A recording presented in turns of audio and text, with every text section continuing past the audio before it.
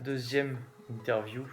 Et cette fois, ce sera en compagnie de ma mère. Présente-toi et tu gardes autant d'anonymat que tu veux. Alors, bonjour, je m'appelle Catherine et je suis la maman de Louis. Qu'est-ce que je fais dans la vie? Je suis étudiante infirmière, j'ai repris mes études. Et avant, j'étais soignante et bien avant, banquière. Voilà.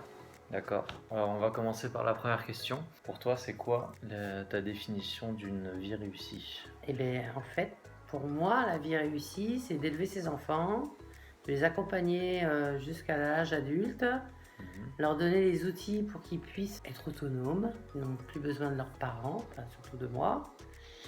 Voilà, ma vie réussie, c'est ça, c'est que mes enfants soient épanouis, qu'ils aient un travail qu'ils aiment, voilà. Après, D'accord. Si on devait inclure que ta personne, ta définition à toi de ta vie réussie, personnellement?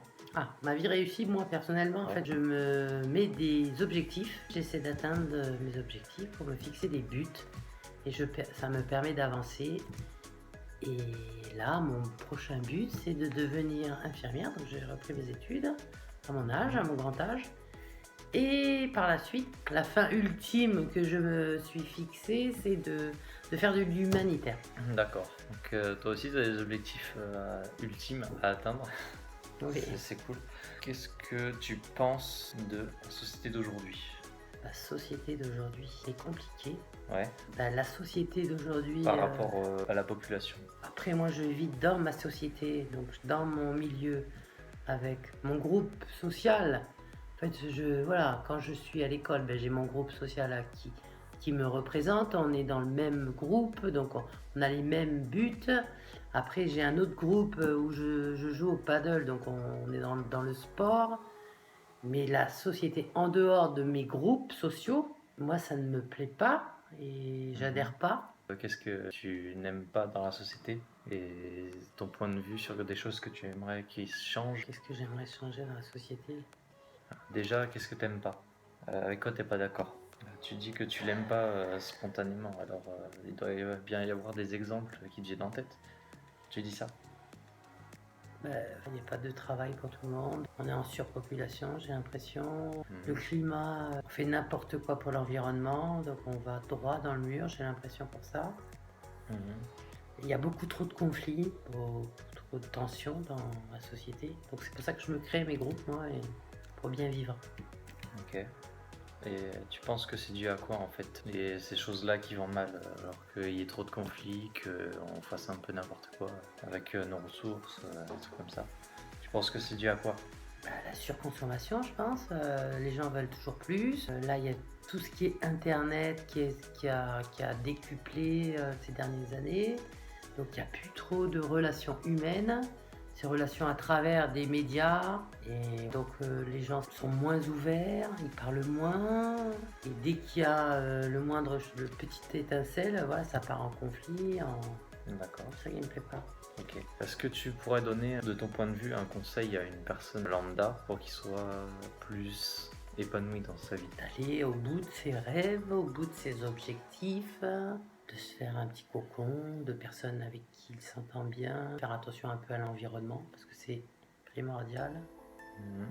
Aller au bout de ses rêves, ses objectifs, faire ce dont on a envie et le faire bien, essayer d'être bien dans sa tête, faire du sport, pour être bien aussi, pour évacuer ce stress qui nous court après tous les jours. Donc évacuer un maximum de choses via le sport, c'est ce que je fais aussi.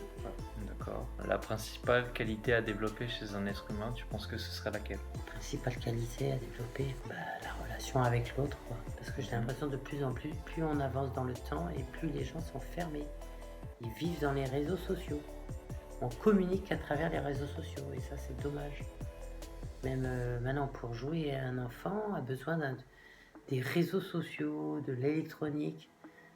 J'aimerais qu'on retourne un petit peu en arrière où on partage avec des moments avec la famille, avec les copains, avec des petits chevaux de bois là. Ouais. Le jeu de loi, Les jeux de société. les jeux de société, voilà. Bon, ça, nous on le fait un petit peu, mais Ouais. pas assez. On va parler un peu de ton parcours, vu que tu as voulu dévoiler un peu tes métiers. Est-ce que tu pourrais nous donner une expérience sur ton parcours dans ta vie professionnelle? Comment tu as vécu les jobs? Qu'est-ce qui t'a plu, pas plu?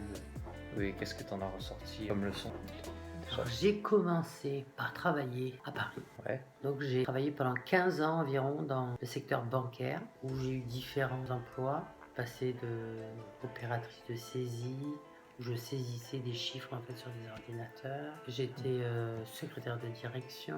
J'ai eu aussi un portefeuille, je me suis occupé des OPCVM et des comptes. C'est un peu, je sais plus comment ça s'appelle tout ça, tu vois, je me rappelle plus. Des fonds de commun de placement, des portefeuilles de clients. Ensuite, ben voilà, au bout des 15 ans, j'ai eu la joie d'être maman de Louis déjà.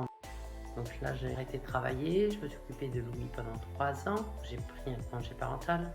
ouais. Après, son frère est arrivé donc 3 ans après, donc là, rebelote, j'ai repris congé parental de 3 ans, donc pendant 6 ans, j'ai pas travaillé, je me suis occupée des enfants. Ensuite, avec mon mari, donc le papa des enfants, on est allé vivre au Maroc, où on a passé une vie tranquille, hein. Au bout d'un an, on a dû rentrer parce que des soucis d'emploi pour Olivier. On vivait donc à Fontainebleau, près de Paris, et quand on a vécu au Maroc, avec un climat ensoleillé, on s'est dit, on va peut-être pas rentrer à Fontainebleau un temps de grisaille où il fait pas très très beau, où il pleut souvent. Donc Olivier a cherché du travail, parce que moi j'étais toujours en congé parental, donc pas de travail. Et il a trouvé, comme il était prof de tennis, un poste à Saint-Laurent de la Salanque, où nous vivons aujourd'hui, et au Barcarès. Donc voilà, rentré ici, impeccable. Moi j'ai repris mes études et je me suis dit, je n'ai plus envie de travailler dans les banques. Donc, j'ai passé un diplôme qui s'appelle un diplôme d'état ambulancier. Donc, je suis allée 9 mois à l'école pour apprendre ce métier. Tout de suite après, j'ai eu un job où j'ai eu un CDI. Et ce métier me plaisait vraiment parce que j'étais au contact des gens. Je faisais des gardes SAMU, donc des urgences, et ça, c'est un truc qui me plaît. Mais malheureusement, dans ce métier, il y avait des contraintes au niveau des horaires. Donc on te disait, demain matin tu viens à 10h, mais tu savais jamais à quelle heure tu terminais. Donc comme les enfants étaient petits, c'était compliqué à gérer. Alors là, je me suis dit, il faut que je trouve un emploi où j'ai un emploi du temps stable pour m'organiser. Donc il me manquait 4 modules pour devenir aide-soignante. Donc, j'ai passé ces 4 modules que j'ai eus. Donc ça, c'était 1 an après mon diplôme d'ambulancier. Donc j'ai été diplômée 1 an après, ouais. Donc après, voilà. Donc des diplômes d'état aide-soignant où j'ai eu un poste dans une maison de retraite de la fonction publique hospitalière. Donc j'ai un emploi de la fonction publique hospitalière. Donc titulaire de mon poste. Là où j'ai travaillé pendant 9 ans, peut-être 9 ans d'aide-soignant. Et les 2 dernières années, donc j'ai tenté le concours infirmier. Le premier, j'ai raté.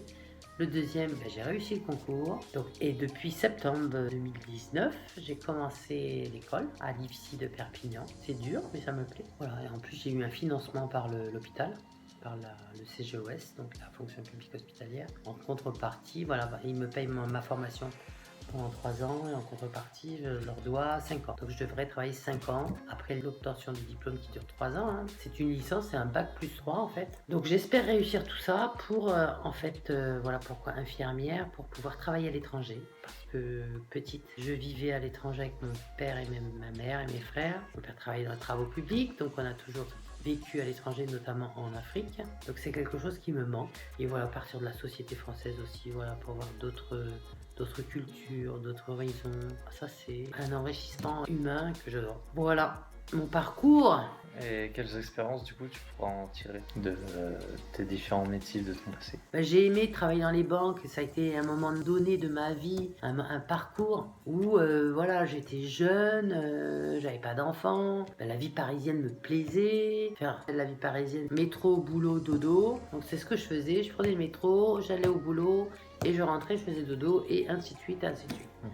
Bon, après, je profitais aussi de mes soirées quand même. Hein. Donc, ouais, c'est une belle partie de ma vie. Je regrette pas du tout. Après mes 6 ans de congé parental pour élever mes enfants, je regrette pas non plus. C'était des moments de ma vie. Je les ai rythmés en fonction de ce que je voulais faire. Quoi. Je regrette rien et j'essaie d'avancer. Peut-être qu'à 70 ans, je serai encore en amphithéâtre, en école de médecine, pourquoi pas. Mais voilà, j'ai besoin de me fixer 2 objectifs pour avancer et je suis quelqu'un d'ambitieux et j'aime les gens ambitieux. Voilà. Tu dois bien m'aimer alors. Ouais.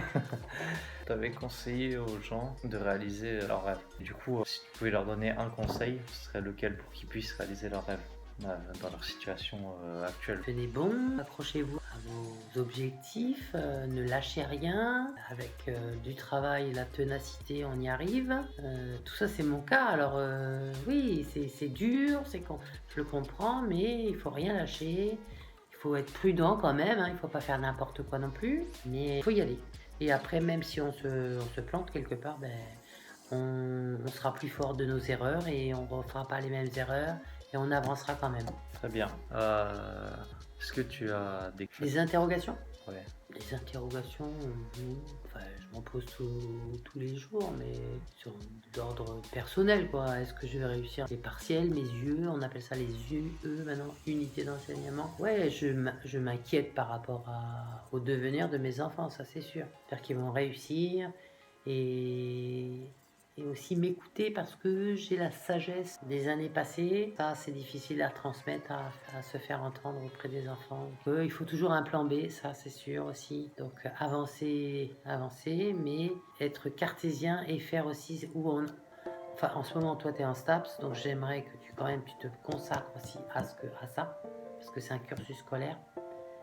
Et voilà, tes rêves d'entrepreneur, oui, il n'y a pas de souci, ça aussi, tu vas foncer, tu vas réussir. Mais il faut toujours avoir un plan B. Voilà. Moi, si je ne réussis pas mes études d'infirmière, mais je ne veux pas y penser, mais j'ai mon métier d'aide-soignant qui m'attend et j'ai ma place qui est là. Donc je ne suis pas au chômage, je suis juste en transition là de formation. Et c'est ça que je veux que toi tu comprennes ça. C'est important que tu réussisses tes études de STAPS pour faire ce que tu veux faire. Et ton métier d'entrepreneur en parallèle à côté, pas de souci. Donc les interrogations que je me pose, c'est ça. Toi, ton avenir, l'avenir de ton frère. Voilà, on a envie que nos enfants réussissent parce qu'à un moment donné, ben, maman elle sera plus là et c'est pas où je serai plus là. Mais il va falloir vivre seul, te créer une famille. Ta famille à toi. On a notre famille, mais ta famille à toi. C'était plutôt émotif comme discours.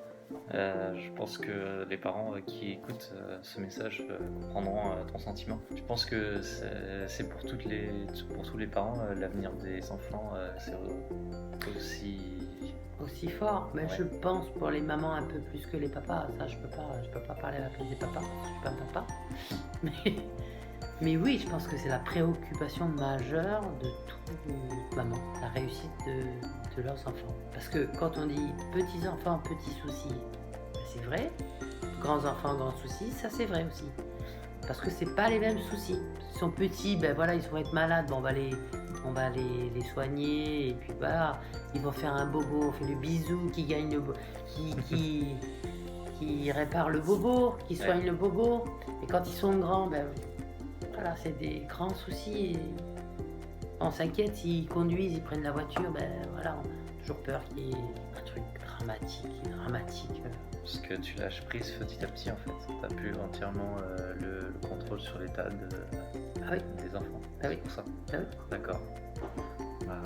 J'aurais appris plus sur le ressenti des parents. Donc voilà, on a terminé. J'ai plus de questions en réserve. Donc c'était sympa de faire cette petite entrevue mère-fils. Et si tu veux bien une prochaine fois sur d'autres thèmes peut-être, on pourra en refaire. Super. Si t'es d'accord. Ok, pas de souci. Ok. Ciao, ciao. Au revoir tout le monde.